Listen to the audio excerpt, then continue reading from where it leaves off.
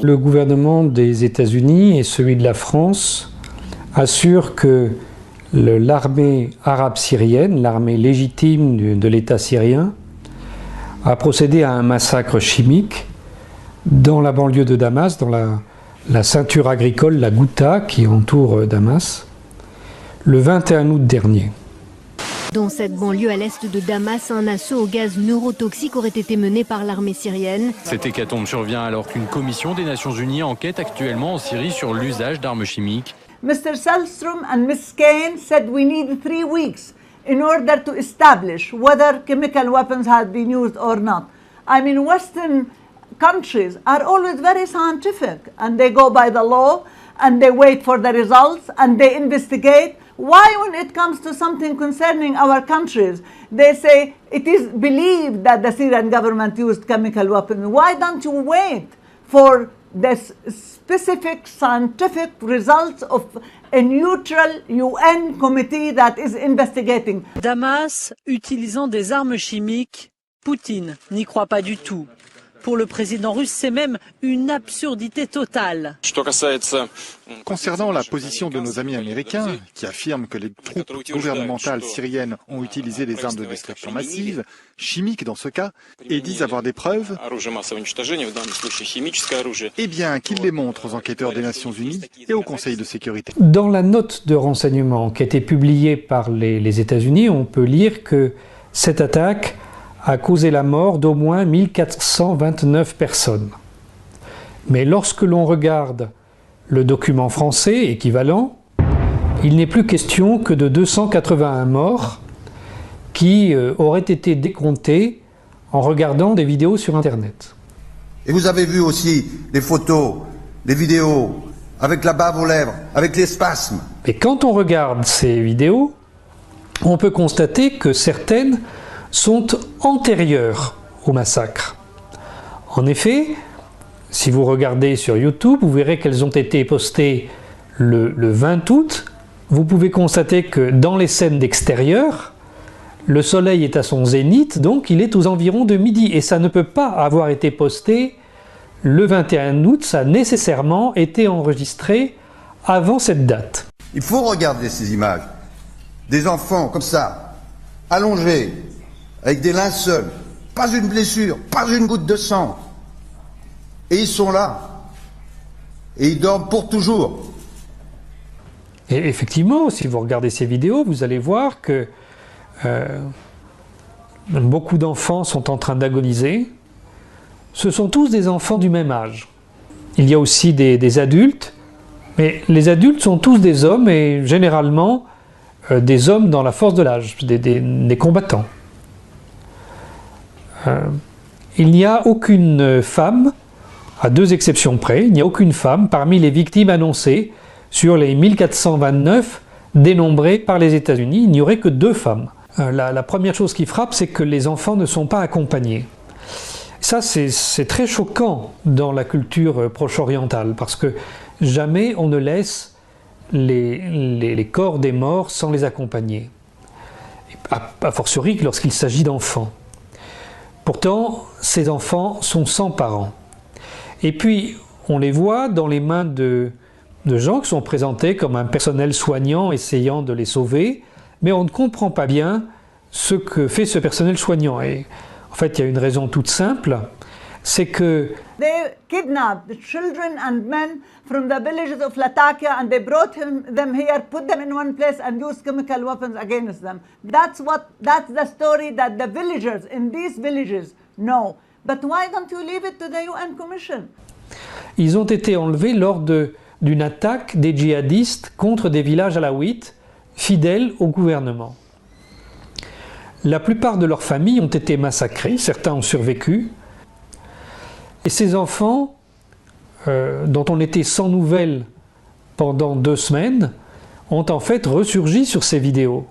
Ceux dont les familles sont encore vivantes ont été reconnus par elles et ces familles ont porté plainte pour assassinat. Parce que si on ne comprend pas sur les vidéos les soins qu'on est en train de prodiguer, c'est simplement qu'on ne les soigne pas, on est en train de leur faire des injections intraveineuses de poison pour les assassiner devant les caméras.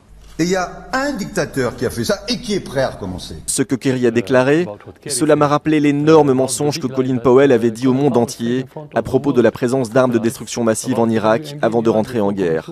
En réponse à toutes les allégations concernant l'usage, dans le passé ou le présent, d'armes chimiques, c'est nous qui demandions toujours aux institutions internationales d'envoyer des délégations pour enquêter.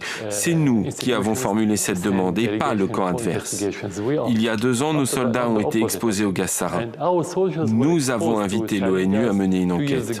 Comment aurions-nous pu le faire si c'était nous qui utilisions ce gaz? Tout cela n'est pas vrai. Si Assad avait voulu utiliser des armes chimiques, il aurait au moins utilisé ces armes chimiques contre ses ennemis, pour essayer au moins d'avoir une avance stratégique. Tout d'abord, comment allez-vous après ces 5 mois de détention? Vous parlez de brimades, vous avez subi des coups également.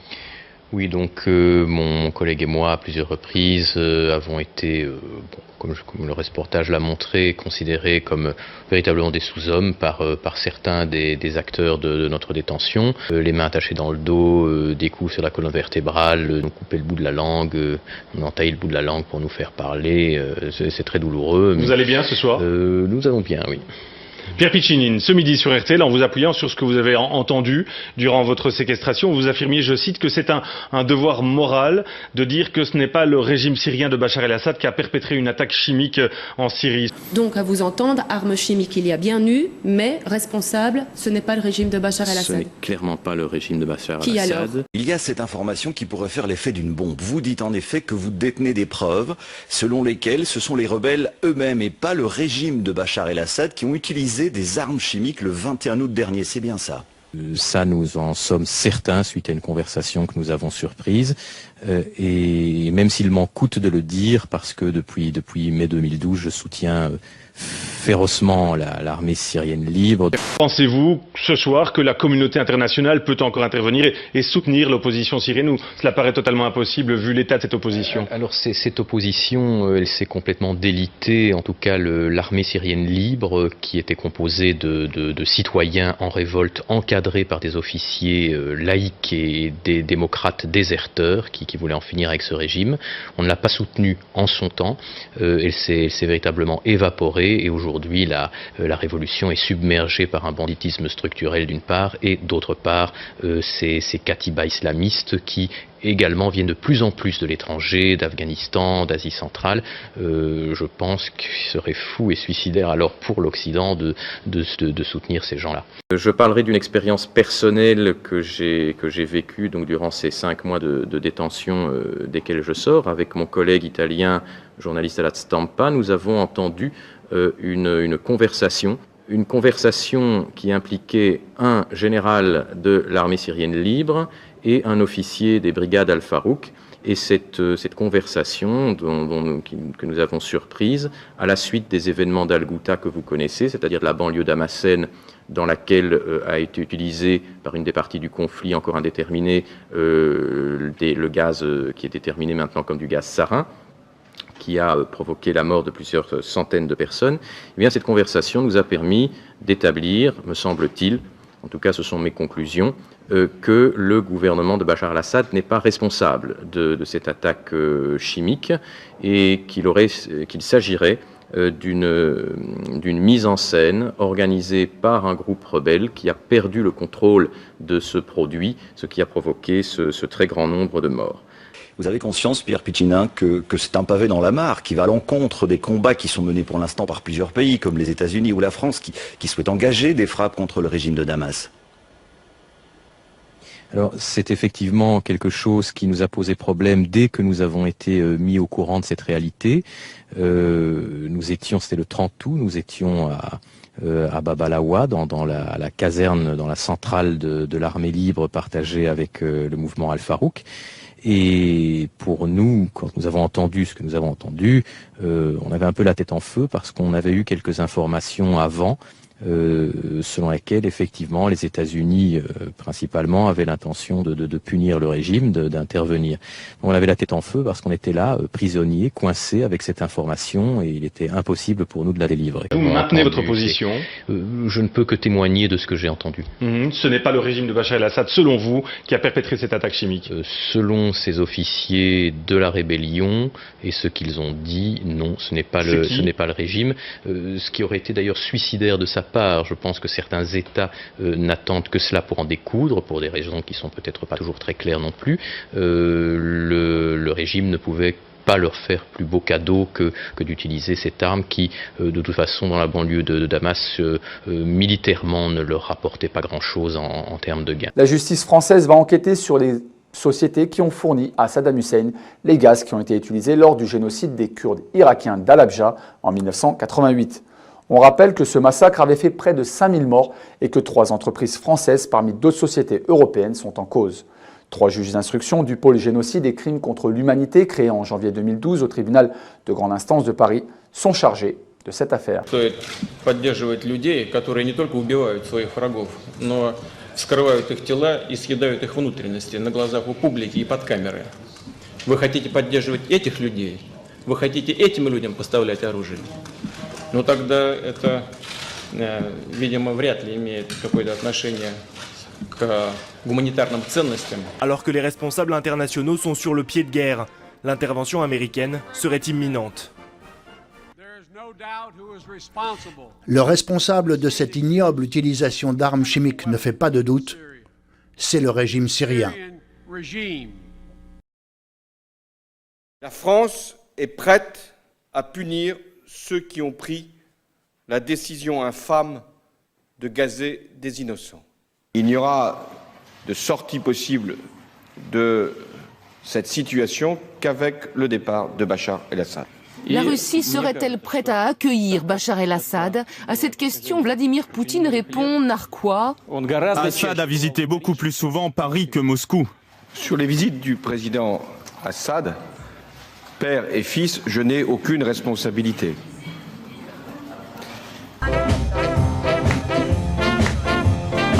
Le Premier ministre britannique David Cameron présentait cet après-midi au Parlement une motion qui condamne l'attaque chimique en Syrie et ouvre la voie à la possibilité d'une action militaire contre le régime de Bachar el-Assad. Pour David Cameron, il est hautement probable que le régime Assad a utilisé des armes chimiques, même si ce n'est pas encore 100% certain. Il affirme par ailleurs qu'une intervention en dehors du cadre des Nations Unies serait juridiquement légale. Propaganda ministers. Only 11% of the public, according to the Daily Telegraph this morning, support Britain becoming involved in a war in Syria. Can ever a British government have imagined sending its men and women to war with the support of just 11% in public opinion? As I heard the front benches describe how bad he was, I wondered just why the former Prime Minister forced Her Majesty to billet him in her guest room at Buckingham Palace just a few years ago, and how a former Prime Minister recommended him for an honour, and how he was hailed in all corners as a moderniser. But of course the narrative has changed because the government is intent on regime change in Damascus. First, that there is no compelling evidence, to use the leader of the opposition's words, that the Assad regime is responsible for this crime yet. Not that they're not bad enough to do it, Mr. Speaker. Everybody knows they're bad enough to do it. The question is, are they mad enough to do it? To launch a chemical weapons attack in Damascus on the very day that a United Nations chemical weapons inspection team arrives in Damascus must be a new definition of madness. J'aimerais vous poser une question concernant l'attaque chimique qui a eu lieu en août dernier en Syrie. La France s'est illustrée par son empressement de condamner cette attaque et de l'attribuer à Bachar al-Assad. Aujourd'hui, donc c'était le 14 janvier 2014, une étude sortie au MIT du Massachusetts par M. Lloyd et M. Postol affirme que Bachar al-Assad n'était pas à l'origine de cette attaque chimique. Parce qu'aujourd'hui, ici devant cette assemblée, vous pouvez reconnaître vous être trompé sur cette situation et présenter vos excuses. Certainement pas. Faites attention, monsieur. Il faut bien sûr toujours être très méticuleux sur les preuves. Mais quand on est en face d'un criminel, il faut dire que c'est un criminel. Merci. Bachar al-Assad ne mériterait pas d'être sur la terre. Le régime syrien doit être abattu et rapidement. Cher Laurent, c'est mon plaisir à vous recevoir ici à Jérusalem.